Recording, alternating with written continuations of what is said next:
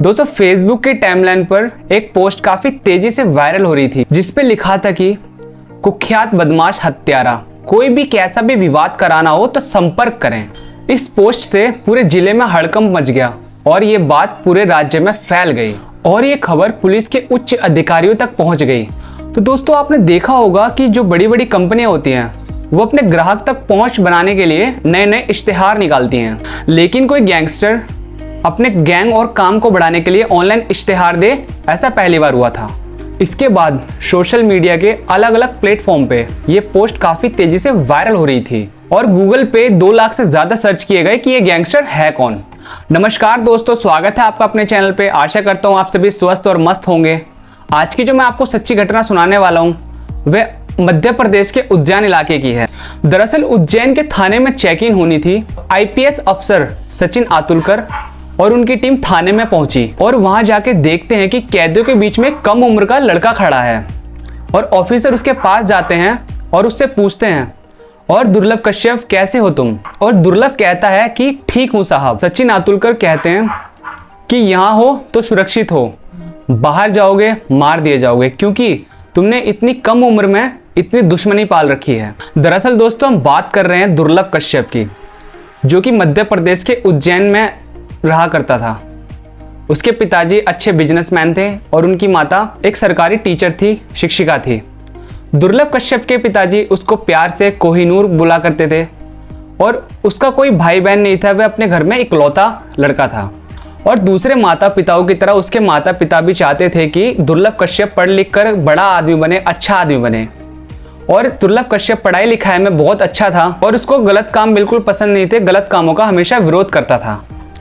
एक दिन बड़ी क्लास का लड़का दुर्लभ कश्यप के दोस्त को बेवजह पीट रहा होता है। दुर्लभ कश्यप उसके पास जाता है और उससे बोलता है कि भैया आप मेरे दोस्त को क्यों पीट रहे हो? तो बड़ी क्लास का लड़का उससे कहता है कि मैं इसको ऐसे ही मारूंगा, तू क्या करेगा?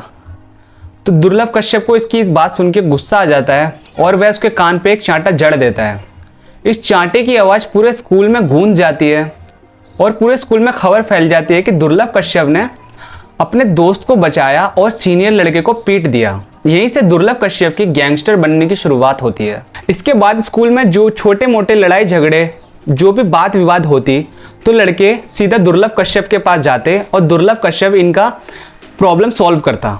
धीरे धीरे करके दुर्लभ कश्यप की गैंग बनने लगी और दुर्लभ कश्यप अपने साथ में तमंचा या चाकू जैसे हथियार रखने लगा।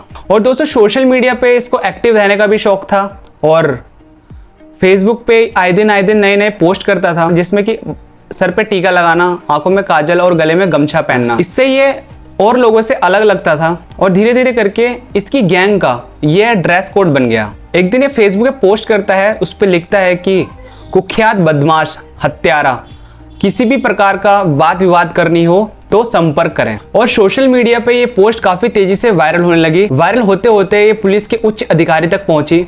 उच्च अधिकारियों को निर्देश मिला कि जिसने ये पोस्ट किया उस गैंगस्टर को पकड़ो। पुलिस जब उसे पकड़ने के लिए जाती है तो वह उसे मौके पे पकड़ लेती है और पता चलता है कि इसके साथ 23 साथी और हैं, जिससे पता चलता है कि दुर्लभ कश्यप का गैंग अच्छी तरीके से फल फूल रहा था। दुर्लभ कश्यप और उसकी गैंग को गिरफ्तार कर लिया गया था और उसके कुछ समय बाद दुर्लभ कश्यप की जमानत की तैयारी की जाती है, लेकिन सचिन आतुलकर उसको पहले ही आगाह कर देते हैं कि अगर तुम इस जेल से बाहर जाओगे तो मार दिए जाओगे। 2020 का समय था।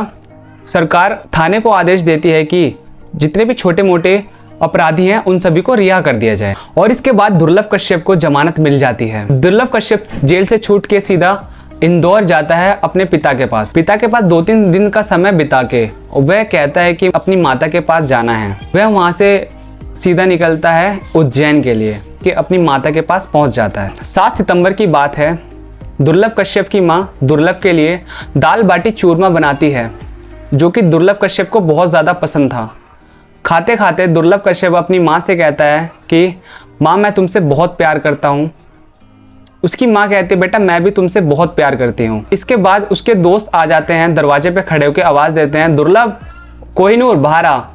आवाज़ सुनकर उसकी माँ समझ जाती है कि उसके दोस्त आए हैं और वह अपने दोस्तों के साथ ऐसे ही मिलने जाया करता था। 7 सितंबर 2020 की रात दुर्लभ कश्यप और उसके 4 दोस्त रफीकगंज एक चाय वाले की दुकान पर पहुंचे।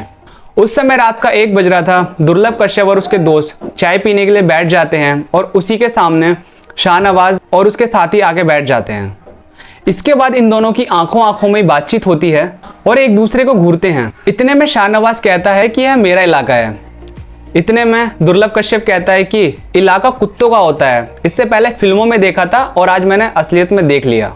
इतने में इन दोनों में हाथापाई शुरू हो जाती है और दुर्लभ कश्यप अपनी जेब से पिस्टल निकाल के शाहनवाज पे फायर कर देता है और सीधी गोली जाके उसके गर्दन पे लगती है और शाहनवाज वहीं मौके पे बेहोश हो जाता है। इतने में ही उसके गैंग के जो लोग होते हैं वे दुर्लभ कश्यप को मारने के लिए भागते हैं।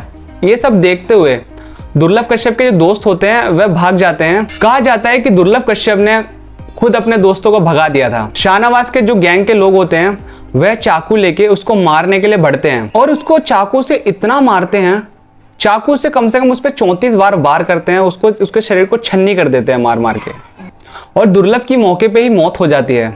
पुलिस को सूचना मिलती है, पुलिस मौके पे पहुंचती है, देखती है कि वहां दुर्लभ की लाश के अलावा और कोई भी नहीं है। लेकिन कुछ समय बाद पुलिस इसके हत्यारों को भी पकड़ लेती है। दुर्लभ के गम में उसकी मां की मृत्यु हो जाती है। दोस्तों, मरने के बाद भी दुर्लभ कश्यप आज भी उनके फॉलोअर्स के दिलों में जिंदा है। दोस्तों, ये थी हमारी आज की कहानी और मिलते हैं आपसे किसी दूसरी कहानी में।